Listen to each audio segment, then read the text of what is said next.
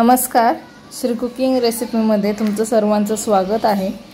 आज आपण करणार आहोत बिना चाचणीचे रवा लाडू। तर चला पाहूया।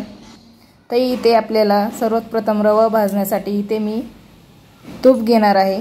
इथे आपल्याला 1/4 कप तूप लागणार आहे। 2 कप बारीक रव्यासाठी 1/4 कप तूप लागतं किंवा पाववाटी। ते आपल्याला व्यवस्थित असं भाजून घ्यायचं आहे। रवा आपल्याला स्लो गॅसवरच व्यवस्थित भाजून घ्यायचा आहे आणि याचा आपल्याला शक्यतो कलर बदलून द्यायचा नाही आहे। तर इथे मी 2 वाटी बारीक साईजचा जो 0 साईजचा रवा असतो तो वापरला आहे। जर तुमच्याकडे बारीक रवा नसेल, जाड रवा असेल तर मिक्सरला एकदा फिरून घेऊ शकता। तर इथे आपल्याला हा रवा मस्त असा तुपात स्लो गॅसवर भाजून घ्यायचा आहे।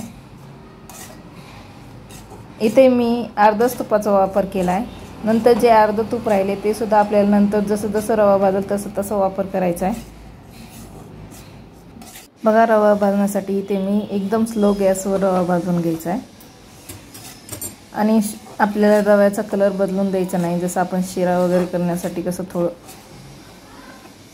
लाल भाजतो तसं आपल्याला हा लाडू करण्यासाठी रवा पांढराच लागतो।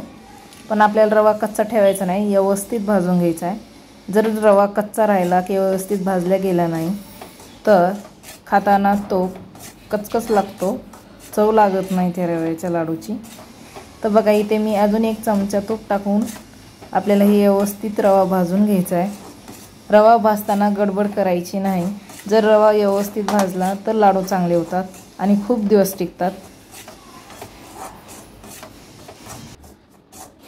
तर इथे रवा भाजून 5-6 मिनिटं झाले आहेत। इथे आता जे मिक्स ड्रायफ्रूट घेतलेत कट करून ते टाकून घेणार आहे। म्हणजे रवा भाजताना सुद्धा ड्रायफ्रूट व्यवस्थित त्यातला कच्चापणा निघून जाईल। ते सुद्धा रव्यासोबत व्यवस्थित भाजले। तुम्ही तुमच्या आवडीनुसार इथे ड्रायफ्रूटचा वापर करा आणि हे ड्रायफ्रूट टाकल्यानंतर आपल्याला व्यवस्थित भाजून घ्यायचं आहे। बघा, इथे मी एक ते 1.5 चमचा चारोळी घेतले। हे ऑप्शनल आहे, पण चारोळी टाकल्यामुळं लाडू दिसायला सुद्धा खूप छान दिसतात आणि चारोळी सुद्धा व्यवस्थित रव्यासोबत भाजली जाईल। तर बघा, आता आपण हे व्यवस्थित असं भाजून घेऊ।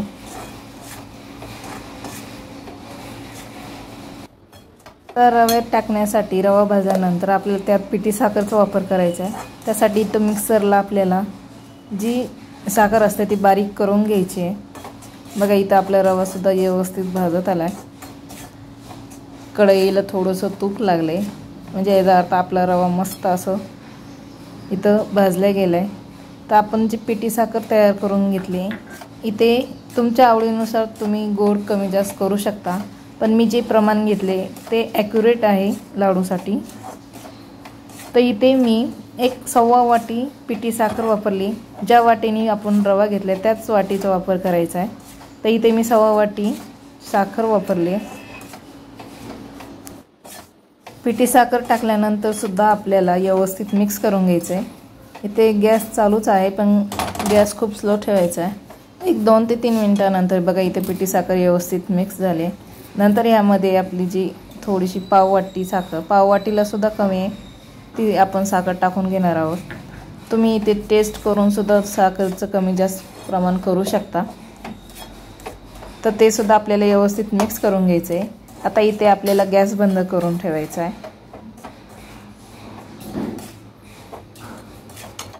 बघा, इथे गॅस बंद केला आहे। तर इथे आपले पिठी साखर वगैरे व्यवस्थित मिक्स झाले। रवासुद्धा खूप मस्त असा भाजला गेला आहे। तर इथे आता आपल्याला वेलची पूड टाकायची आहे 1 चमचा। ते सुद्धा टाकून व्यवस्थित मिक्स करायचं आहे। तर आता यामध्ये आपल्याला एक गरम पाणी टाकायचं आहे। एक 4 ते 5 चमचे आपल्याला यामध्ये गरम पाणी टाकायचं आहे, खूप नाही, पण 4 ते 5 चमचे, कारण लाडू बांधताना आपल्याला सोपं जाईल। त्यासाठी इथे मी पाणी गरम करायला ठेवले। पाणी गरम झाल्यानंतर आपण जो रवा भाजलेली कढई आहे ती आपल्याला स्लो गॅसवर तिथे गॅसवर ठेवायची आहे। इथे मी फक्त 4 ते 5 चमचे एक छोटा ग्लासमध्ये पाणी घेतले तर आता इथं आपण सर्व मिक्स करून इथं पाणी टाकून घेणार आहोत। अशा प्रकारे आपल्याला इथं पाणी टाकून घ्यायचं। खूप जास्त पाण्याचा वापर करू नका। पाणी टाकल्यानंतर हे आपल्याला व्यवस्थित असं मिक्स करून घ्यायचं आहे। आता तुम्हाला हे मिश्रण थोडं ओलं वाटत असेल, पण हे आपल्याला एक मिक्स केल्यानंतर अर्धा ते पाऊण तासासाठी झाकून ठेवायचं आहे। सर्व व्यवस्थित असं कोरडं होतंय। इथं तुम्ही दुधाचा सुद्धा वापर करू शकता जर तुम्हाला 4 ते 5 दिवसात लाडू संपवायचे असतील तर, पण हे लाडू जास्त दिवस टिकवण्यासाठी पाण्याचाच वापर करा। बघा इथे सर्व पाणी व्यवस्थित मिक्स झाले। आता यावर आपल्याला गॅस बंद करून झाकण ठेवायचे। एक अर्धा तासासाठी मी मिश्रण झाकून ठेवणार आहे, म्हणजे पाणी वगैरे टाकल्यामुळे व्यवस्थित सर्व रवा व्यवस्थित फुगला जातो आणि लाडू बांधायला सुद्धा सोपे होतात। तर बघा इथे गॅस बंद केला आहे आणि आता यावर आपल्याला झाकण ठेवायचं आहे। याच्यावर आपल्याला आता झाकण ठेवून अर्धा तासासाठी ठेवायचं आहे बाजूला। तर बघा इथे अर्धा तासाने बघा कसं मोकळं मस्त असा रवा तयार झाला आहे आणि रवा फुगला सुद्धा। तर चमच्या साहाय्याने पाणी टाकल्यामुळे एखादी गाठ होऊ शकते, तर आपल्या चमच्या साहाय्याने व्यवस्थित मोकळं करून घ्यायचं आहे। तर तुम्ही हे लाडू हाताने बांधू शकता, पण इथे मी एक छोटा ग्लास घेतला आहे, त्याचा आकार देणार आहे। तर ह्या आकाराचे लाडू आपल्याला दिसायला सुद्धा खूप छान दिसतात। तर आता या ग्लासला मी थोडंसं तूप लावून घेतलं आहे आणि चमच्याने 2 चमचे सारण किंवा रवा टाकून मस्त असं प्रेस करून आपल्याला हे आकार तयार करून घ्यायचा आहे। तर बघा किती सुंदर मस्त असा आकार तयार झाला आहे। तर अशाच प्रकारे मी राहिलेली सुद्धा रव्याचे लाडू बांधून घेते। अजून एक करून दाखवते। बघा दोनच चमचे मी इथं रवा वापरला आहे। मस्त असं चमच्या साहाय्याने प्रेस करून आपल्याला हे लाडू बांधून घ्यायचे। तर खूप सुंदर असा आकार दिसतो।